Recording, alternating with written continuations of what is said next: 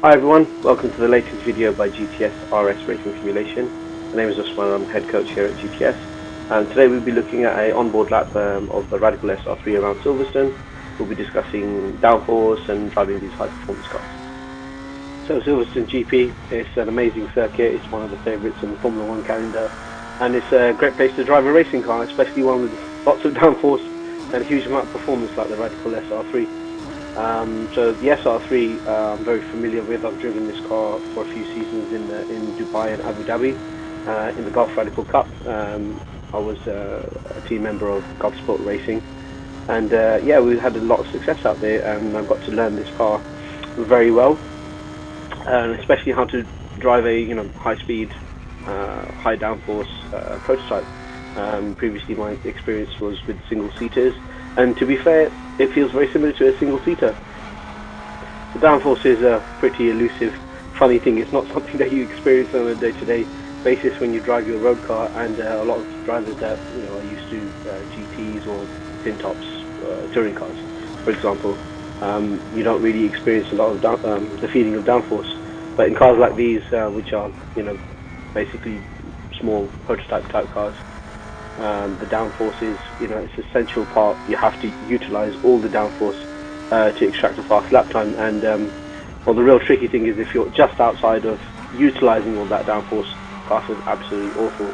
It's sliding all over the place, and you just feel like you can't go any faster, whereas you have to actually realize the downforce. You have to push on to get that downforce activated, so the car presses into the tarmac, and all of a sudden the car's stable again, and it's quite a strange thing to get used to, but it's an essential requirement of getting the most out of these cars. So really, you're trying to keep your minimum speed up to a satisfactory level through especially high-speed corners. If you drop just outside of that speed, what you'll find is, again, the car will start sliding, and you'll feel like that's the limit of the grip, whereas in fact you just need to go a little bit faster, and you can really start to feel the car gripping up. Of course, with a slicks and wings car, the main thing is getting good temperature in the tyres, getting the temperature up, not by pushing too hard in the first few laps. Otherwise what happens is you just build up temperature in the surface of the tyre. What you want to do is build up temperature within the tyre, so it generates some heat, and then that in turn will generate grip. So easily, the first few laps you just sort of take it easy, build up the temperature, and then you can start pushing.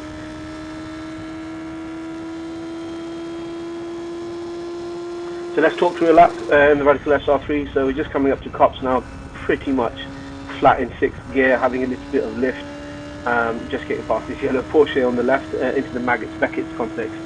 This is where you really feel the downforce kick in, and you can carry a huge amount of speed into the apex of the corners, which you can see I'm trying to do. Yeah, into this left here, you can see the load on my body and my head, just having to hold my head up because of the G-force. Just exiting the corner out into the hanger straight, so building up to a top speed of around 150 miles an hour. In the high downforce cars, the most amazing aspect is the braking element. You can brake so hard, you won't get the car to lock up at all. So here we are entering the corner, you're fighting the car on the exit in the mid corner. It's just such a fantastic feeling. Here we go, braking hard again. Car's a little bit more twitchy when the downforce is less on the car. Finding the apex, bring it over to the right. Getting a little bit of movement from the rear, but it's not too bad. Again, yeah, this is flat. Going past the amazing building on your right, building up to a speed around 130 in the bumps, just throwing it in, just basically using all that downforce and all that grip available through the corners. Tricky braking zone here into a slow speed second gear corner. Trying not to overcook the entry, basically not trying to go in too fast. When you do that, you're at risk of losing the rear end.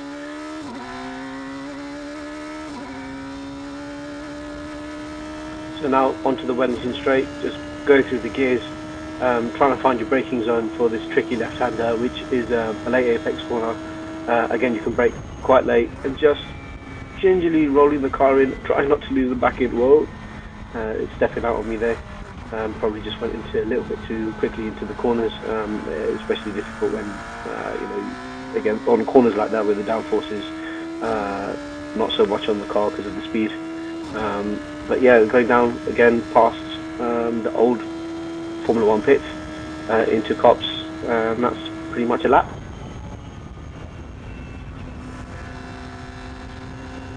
Thank you very much for watching, and please like, share, subscribe, all that jazz.